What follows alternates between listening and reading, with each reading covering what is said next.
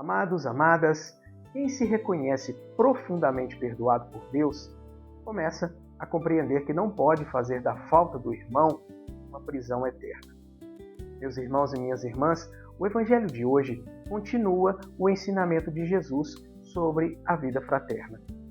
Depois de ensinar como corrigir o irmão, Pedro aproxima-se de Jesus e pergunta: Senhor, quantas vezes devo perdoar se meu irmão pecar contra mim? Até 7 vezes? Pedro pensa que está sendo generoso. O número 7, na Bíblia, expressa plenitude.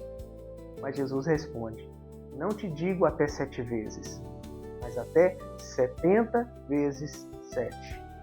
Amados, amadas, Jesus não está propondo 490 oportunidades para depois podermos parar de perdoar.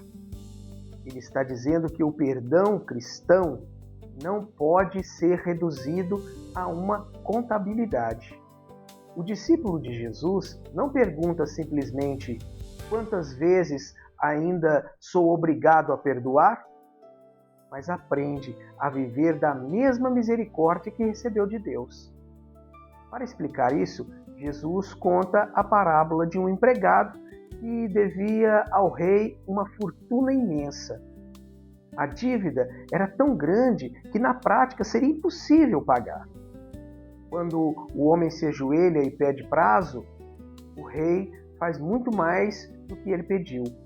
Não apenas concede tempo, mas perdoa completamente a dívida.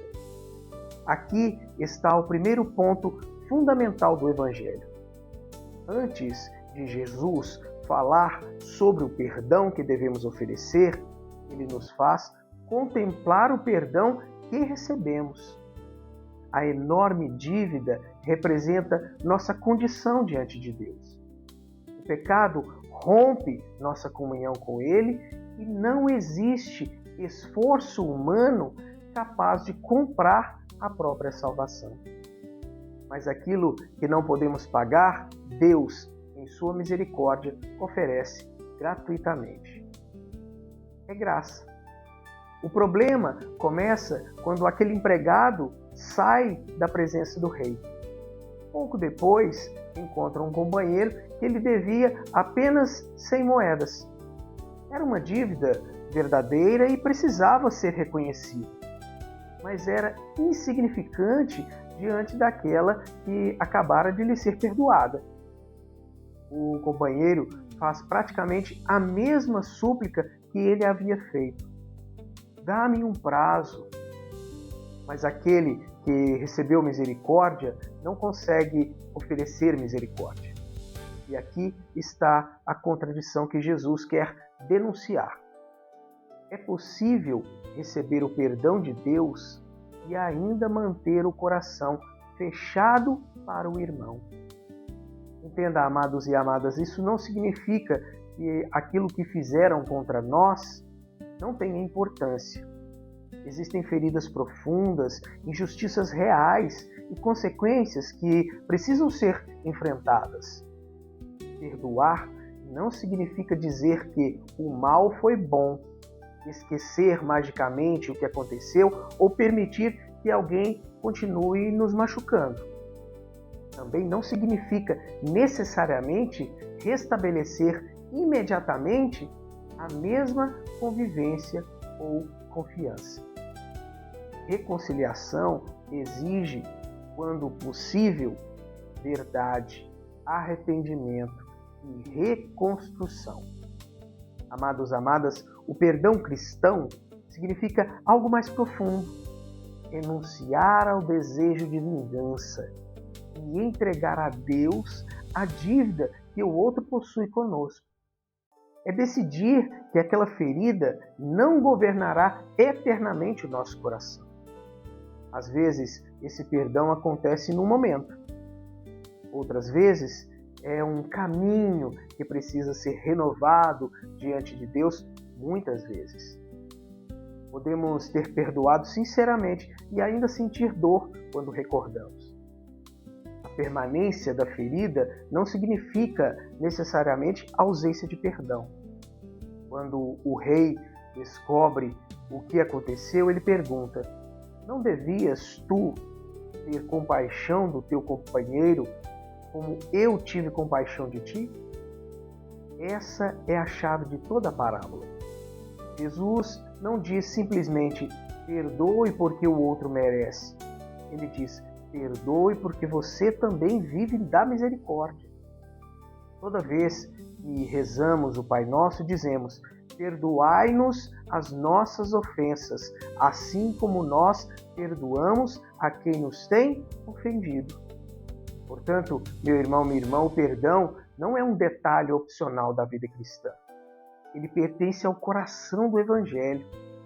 No final da parábola, Jesus usa uma linguagem muito forte e afirma que o Pai nos tratará da mesma maneira, se cada um não perdoar de coração ao seu irmão. Isso não significa que compramos o perdão de Deus por meio do nosso perdão.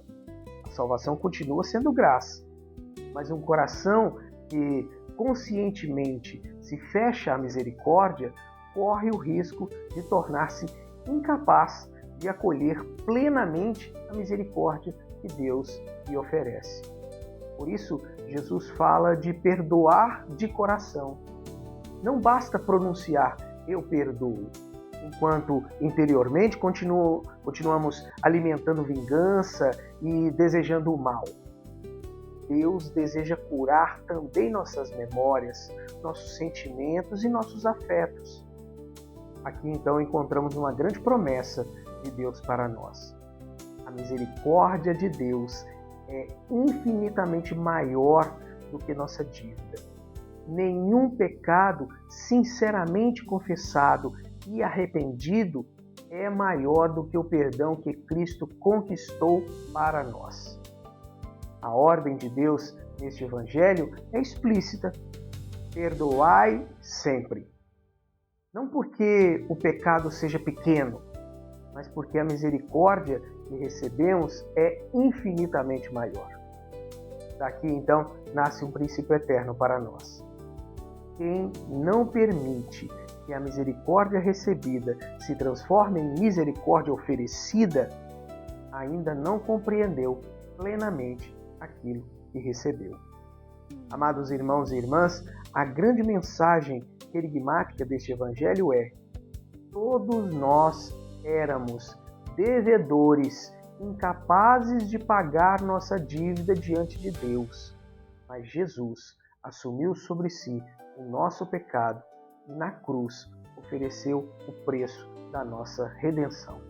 Pela sua morte e ressurreição, abriu-nos as portas da reconciliação. Somos capazes de perdoar, amados e amados, porque primeiro fomos perdoados. E o que essa palavra então nos pede hoje? Traga à sua memória uma pessoa cuja dívida você ainda carrega dentro do coração.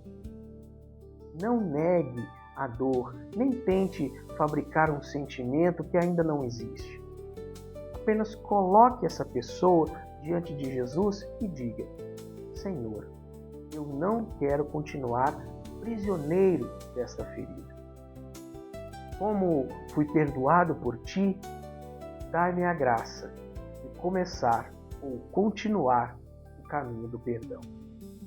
E se for você quem precisa pedir perdão, tenha também a humildade de dar esse passo. Amados, amadas, que o Espírito Santo cure nossas feridas, liberte-nos do ressentimento e faça de nós homens e mulheres que oferecem aos outros a mesma misericórdia que todos os dias recebem de coração, do coração de Deus. Amém. Louvado seja o nome do nosso Senhor Jesus Cristo, para sempre seja louvado.